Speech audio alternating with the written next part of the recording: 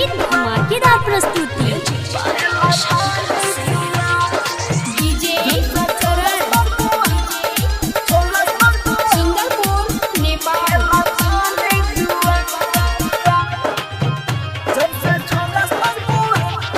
Mix by AG recording studio.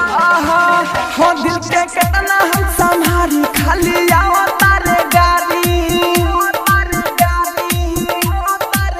हो दिल के कितना हम संभारी खाली आवता रे गाड़ी। मन परता ही जा के गोली के मारी। अरे निके ना लगता रे रोटी पुआ रे, निके ना लगता रे रोटी पुआ।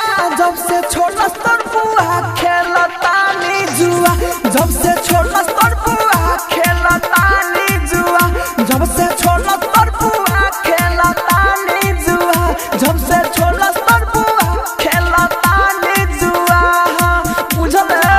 सुन रहे हैं एजी एंटरटेनमेंट की धमाकेदार प्रस्तुति।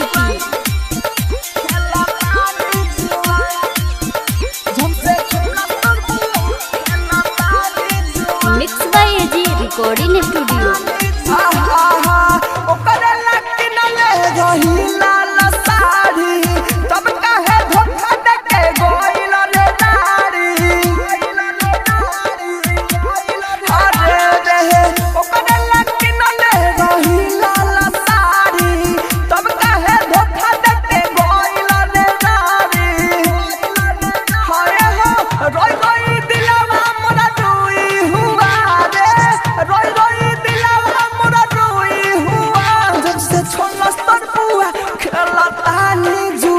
जब से छोटा स्तर पुआ खेलता नी जुआ। आप सुन रहे हैं एजी एंटरटेनमेंट की धमाकेदार प्रस्तुति।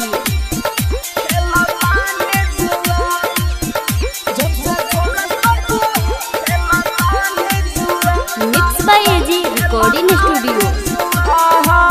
राहुल गांधी के गइला तेज के चासिले गइल खुरपी से करे जके। राहुल गांधी के गइला तेज के चासिले गइल खुरपी से करे जके।